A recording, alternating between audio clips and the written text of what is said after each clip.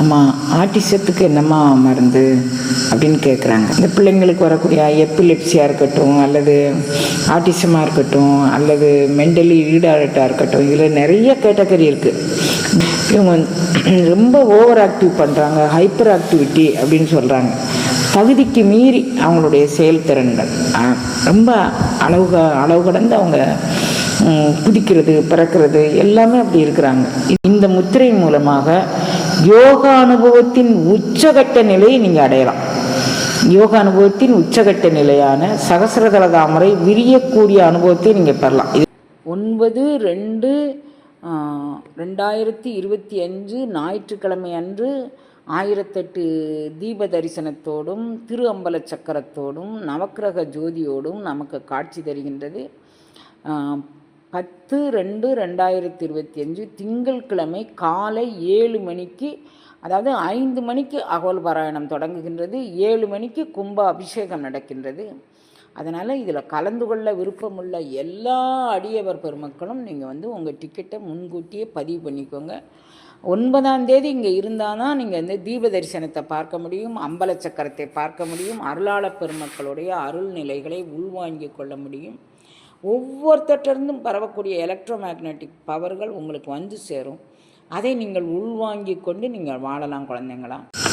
எல்லாம் அல்ல பரம்பொருளின் திருவருட்கருணையினால் இன்று ஒரு அன்பர் அம்மா ஆட்டிசத்துக்கு என்னம்மா மருந்து அப்படின்னு கேட்குறாங்க.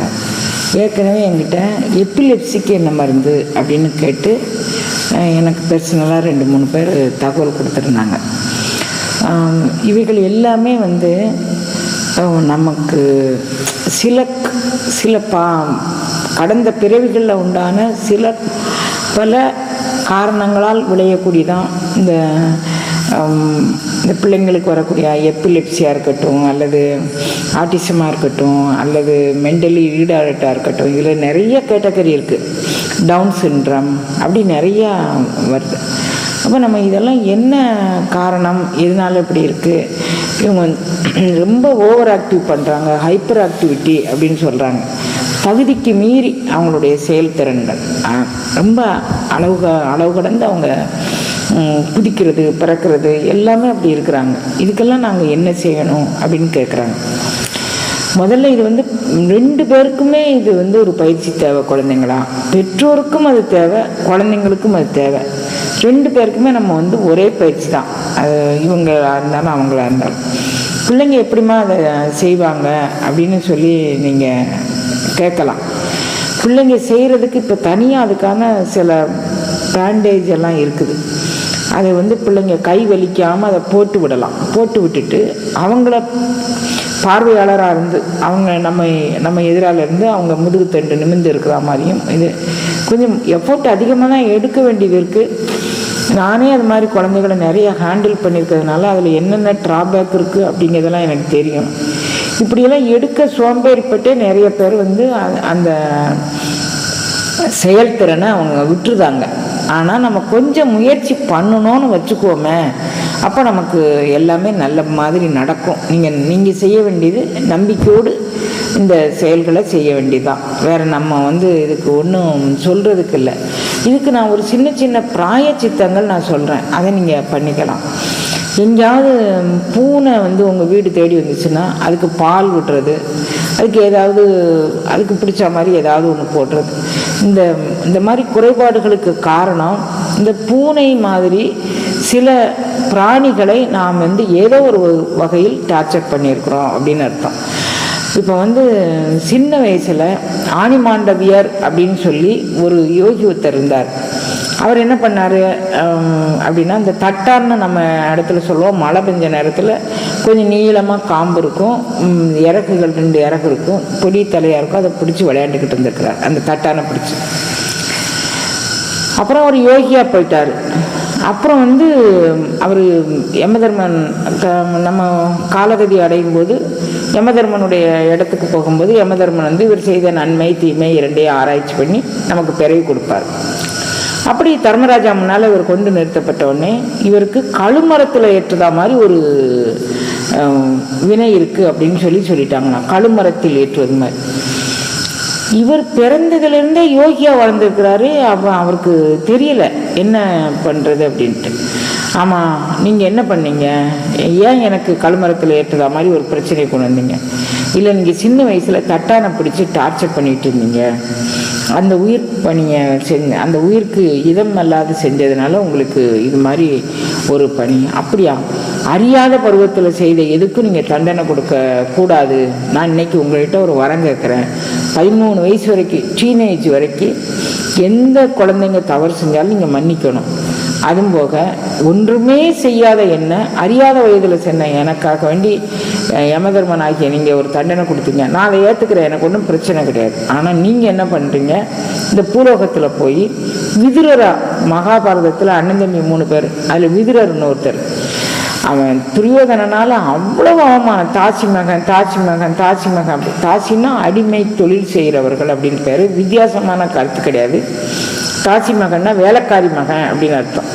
இப்போ நம்ம இங்கே நம்ம லோக்கலில் எங்கள் மாவட்டத்தில், திருநெல்வேலி மாவட்டத்தில் தாசினா வேறு அர்த்தத்தில் சொல்லுவாங்க. ஆனால் அது அந்த அர்த்தம் இல்லை, வேலைக்காரி மகன் அப்படின்னு பேர். நீ வேலைக்காரி மகன் வேலைக்காரி மகன்னு எப்போ பார்த்தாலும் துரியோதனாதிகள் எல்லாரும் அவனை அப்படியே சொல்லுவாங்க.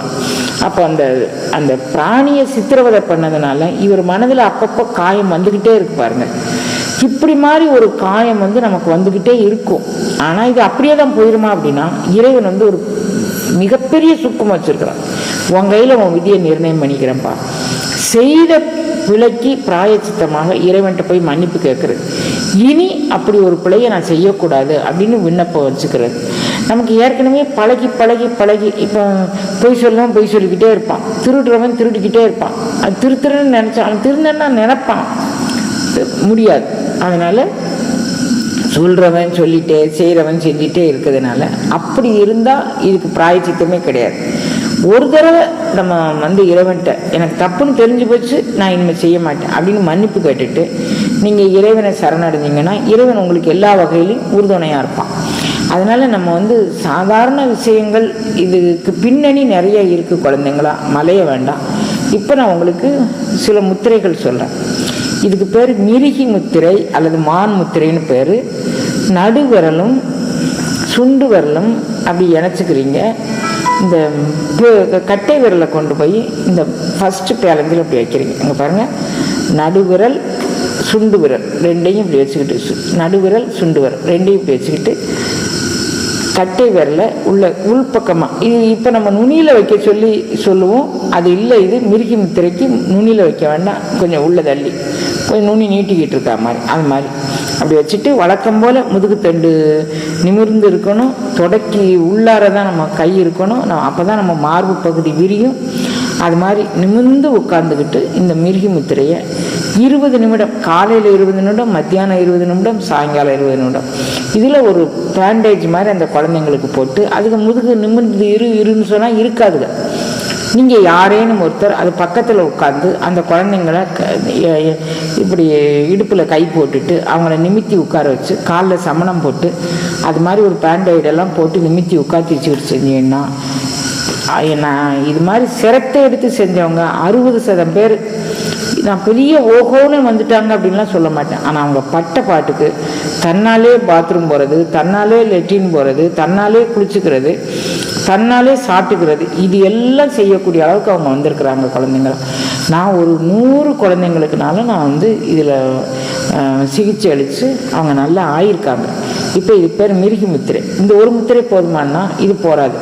அப்புறம் அது என்ன, அடுத்த முத்திரை ஜோதிர் முத்திரை அப்படின்னு சொல்லி நான் படித்த காலத்தில், முத்திரை வகுப்பு நான் படித்த காலத்தில் இதுக்கு ஜோதிர் முத்திரை அப்படின்னு தான் நான் படிச்சிருக்கேன். இப்போ இந்த முத்திரைக்கு பேர் யோனி முத்திரை அப்படின்னு சொல்கிறாங்க. நான் உங்களுக்கு ரெண்டையும் சொல்லிட்டேன். ஜோதிர் முத்திரை அப்படின்னு நான் படித்தேன், யோனி முத்திரைன்னு இப்போ சொல்கிறாங்க. இந்த 5 விரல் இருக்குது பாருங்கள், இதை நீங்கள் என்ன பண்ணுறீங்க, இந்த கட்டை விரலை கொண்டு உங்கள் காது ரெண்டையும் அடைச்சிக்கிறீங்க. இந்த விரலை கொண்டு கண்ணை அடைச்சிக்கிறீங்க. அதாவது நவதுவாரங்களில் உண்டான இதில் 7 துவாரங்கள் அடைக்கப்படுகின்றது. இப்போ பாருங்கள், காது 2 துவாரம், கண்ணு 2 துவாரம், மூக்கு 2 துவாரம், கண்ணில் இந்த 2 விரல் வச்சு கண் அடைக்கணும். கண்ணில் இதை வச்சு அடைச்சிக்கிறீங்க. மூக்கில் இந்த 2 சுண்டு விரலை கொண்டு மூக்கை நல்லா பொத்திக்கிறீங்க. வாயில் இல்லை, மூக்கில் மோதிர வரலை கொண்டு நல்லா பொத்திக்கிறீங்க, வாயில் வந்து சுண்டு வரலை கொண்டு பொத்திக்கிறீங்க. ஆக 7 துவாரங்களும் நீங்கள் அடைக்கிறீங்க. மீதி 2 துவாரம் மலைவாசல் ஜலவாசல் அது அந்த குழந்தைங்களுக்கு அடைக்க தெரியாது. ஆனால் நீங்கள் அடைச்சி அந்த குழந்தைங்களை அப்படியே தடை விடணும். இப்போ இதை வச்சுட்டு இது எத்தனை தடவை செய்யணும்? 3 முறை. உங்களால் மூச்சுக்கள் எல்லாத்தையும் அடக்கிட்டு எத்தனை முறை செய்யணும்? 3 முறை செய்யணும். இந்த முத்திரையை செய்யும்போது 3 முறை அந்த முத்திரையை செய்யணும். ஒரு முறை மூச்சை அடக்கி உங்களால் எவ்வளோ இருக்க முடியுமோ, மூச்சு திணறாமல் அடக்கி எவ்வளோ வச்சுக்க முடியுமோ அவ்வளோ அடக்கி வச்சுக்கிறீங்க. இப்போ நீங்கள் பொத்துனீங்கனாலே எல்லா துவாரங்களும் அடைபடும். அப்படி அப்புறம் வந்து நல்ல மெதுவாக இந்த துவாரங்களை விட்டு கையை வெளியே வரணும். வாயை விட்டு முதல்ல அப்படியே கொண்டுட்டு வரணும். அப்புறம் மூக்கை விட்டு மெதுவாக அப்படி கொண்டு வரணும். அப்புறம் கண்ணை விட்டு மெதுவாக கொண்டு வரணும். அப்புறம் கையை எடுத்துக்கிட்டு அப்புறம் நல்லா உள்ளங்கையை அரக்கி தேய்ங்க. அரக்கி தேய்ச்சிட்டு எகைன் நீங்கள் ஒரு முறை, இது மாதிரி 3 முறை அப்படி செஞ்சீங்கன்னு வச்சுக்கோங்களேன். காலை இரவு 2 வேளையும் தான் இதை செய்யணும். 99.999% எம்டி ஸ்டமக்கில் தான் செய்யணும். இப்போ சாயங்காலம் நம்ம காஃபி 4 மணிக்கு நீங்கள் குடிக்கிற பழக்கமுடையவர்களாக இருந்தால் 6 மணிக்கெல்லாம் இதை நீங்கள் செஞ்சிடணும்.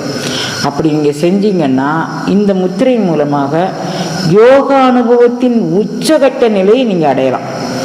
யோகா அனுபவத்தின் உச்சகட்ட நிலையான சகசிரதள தாமரை விரியக்கூடிய அனுபவத்தை நீங்கள் பெறலாம். இது பேர் ஜோதிர் முத்திரை அப்படின்னு பேர்.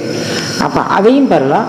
இந்த மாதிரி ஆட்டிசம் பேபிகளை நீங்கள் வெளிக்கொண்டு வருவதற்கும் இந்த முத்திரை மிகுந்த உங்களுக்கு ஆறுதலையும் தேர்தலையும் செய்யும். அந்த குழந்தைங்களுக்கு நீங்கள் இது மாதிரி அது கட்ட வரல கொண்டு அதை காதை அடைச்சிக்கிற மாதிரி நீங்கள் ஒரு 2 பேர் பெற்றோர்கள் 2 பேரும் முயற்சி பண்ண வேண்டியதான். அப்புறம் கண்ணில் அந்த குழந்தை கையை கொண்டே கண்ணை வச்சுக்கிட்டு அப்புறம் இந்த 2 விரலுக்கு ஒரு பேண்டேஜ் போட்டுருங்க. அப்புறம் இந்த 2 விரலை கொண்டு மூக்கை நீங்கள் கொஞ்சம் நேரம் பொத்திட்டுருங்க. அப்புறம் வாயை பொத்திட்டுருங்க. அது மாதிரி செஞ்சிங்கன்னா குழந்தைங்க நீங்கள் செஞ்சுட்டு அந்த குழந்தைங்களை தடை விடணும். ஒரு விஷயம் காலை மாலை 2 வேளையும் 20 நிமிடம் நீங்கள் செய்துட்டு அந்த குழந்தைங்களை தடை விடணும். அப்புறம் அந்த குழந்தைங்களையும் இது மாதிரி செய்ய வைக்கணும். கொஞ்சம் கொஞ்சமாக எனக்கு வந்து நான் ஒரு பேஷண்ட் கேட்டேன். அந்த பேஷண்ட்டுக்கு இப்படி கடிச்சு கொதறி உடம்பு முழுசு ரத்தம், குழந்தைங்களா உடம்பு முழுசு அப்படியே கிடப்பான். எந்த பெரிய கோடீஸ்வரர் வீட்டுக்குள்ள. அப்புறம் வந்து திருவருள் கூட்டி வைக்க இந்த இதுக்கு பிறகு தானே கடிக்கிறது நின்றுச்சு. ஆனால் அதுக்கு என்னமோ பேண்டேஜ் எல்லாமே வாங்கி அவங்க போட்டாங்க. மிகுந்த முயற்சி எடுத்துக்கிட்டாங்க. பெற்றோரும் சரி வேலையாட்களும் சரி மிகுந்த முயற்சி எடுத்து அந்த கடிக்கிறத நிறுத்தினா. அப்புறம் எப்போதும் படுத்திருப்பான், அதை நிறுத்தினான். அப்புறம் வந்து சாப்பாடு வேணும்னு கேட்க ஆரம்பித்தான். அவங்க ஒவ்வொரு மாதமும் அவங்க என்கிட்ட தூக்கிட்டு வருவாங்க. அதை பார்க்கும்போது உண்மையிலேயே நான் ரத்த கண்ணீர் தான் வடிக்கலை. ஆனாலும் பொறுமையாக நான் அவங்களுக்கு எல்லாம் செஞ்சு கொடுத்தேன். அப்புறம் திரும்ப வந்து அந்த பையன் என்ன ஆனா ஏதானான்னு தெரியல. என்கிட்ட ஒரு 2-3 வருஷம் இது மாதிரி மாதம் ஒரு முறை எடுத்துகிட்டு வந்து அவங்க ட்ரீட்மெண்ட் எடுத்தாங்க. எவ்வளவோ மேஜர் ப்ராப்ளம்லாம் வந்துடுச்சு. அப்புறம் லெட்ரின் வருது, பாத்ரூம் வருதுன்னு சொல்ல ஆரம்பித்தான். இது எல்லாமே நடந்துச்சு. 2-3 ஆண்டு கால வைத்தியம் அதுக்கு தொடர்ந்தது. அதுக்கு பிறகு இது எல்லாம் நடந்தது. அதுக்கு பிறகு என்னுடைய தொடர்பு அவங்களுக்கு கிடைக்கலையா, அவங்க தொடர்பு எனக்கு கிடைக்கலையா அப்படின்னு தெரியல. அதனால் ஆட்டிசம் பேபிக்கு என்னம்மா பண்ணணும்னு கேட்குறீங்க. இது வந்து பெற்றோரும் செய்யணும், குழந்தைங்களும் செய்யணும். இது ஆட்டிசம் பேபிக்கான ஒரு பதிவு. குழந்தைங்களா இது நீங்கள் வந்து செய்யக்கூடியது சின்ன சின்ன ஒரு பரிகாரங்கள். பூனைக்கு பால் கொடுக்குறதுன்னு ஒன்று சொன்னேன்னா, 2வது எங்கேயாவது புற்று இருந்துச்சுன்னா கொஞ்சம் அரிசியும் கொஞ்சம் வெல்லமும் சேர்ந்து மிக்சியில் ஓட்டிக்கோங்க, கொஞ்சம் அரைக்குறையா. எங்கேயாவது எறும்பு புற்று இருக்கிற இடத்துல கொண்டு போய் கொஞ்சம் கொஞ்சம் அதை வச்சுட்டு வந்துருங்க. அது வந்து ஆயிரக்கணக்கான பேருக்கு லட்சக்கணக்கான பேருக்கு அன்னம்பாலிப்பு செஞ்ச ஒரு பவித்திரமான நிலை கிடைக்கும். அதன் மூலமாக இந்த குழந்தைங்க இதிலேருந்து விடுதலை ஆகிறதுக்கு ஒரு சந்தர்ப்பம் உண்டு. அதனால் இதெல்லாம் வந்து சின்ன சின்ன பரிகாரங்களை செஞ்சுட்டு நீங்கள் மன நிறைவோடு இருக்கிறாங்க குழந்தைங்களா. இது ஆட்டிசம் பேபிக்கான ஒரு பயிற்சி. ஃபிட்ஸு எப்பிலெப்சி அப்படின்னு சொல்லுவாங்க, அதுக்கான பயிற்சியும் இதுதான். அப்புறம் ஸ்ட்ராகரிங் கெயிட் அப்படிம்பாங்க. நடந்துக்கிட்டு இருக்கும்போதே இப்படியே தள்ளாடுது குழந்தைங்க. அப்படியே போய்கிட்டும்போது அப்படி தள்ளாடி போகிறது. இது எல்லாத்துக்குமே இந்த முத்திரைகள், இந்த 2 முத்திரைகளும் நீங்கள் தொடர்ந்து செஞ்சு வந்தீங்க, அந்த குழந்தைங்களும் செய்ய பண்ணுனீங்க அப்படின்னு சொன்னால் இதிலெல்லாம் இருந்து அவங்க விடுதலை ஆகிடலாம்.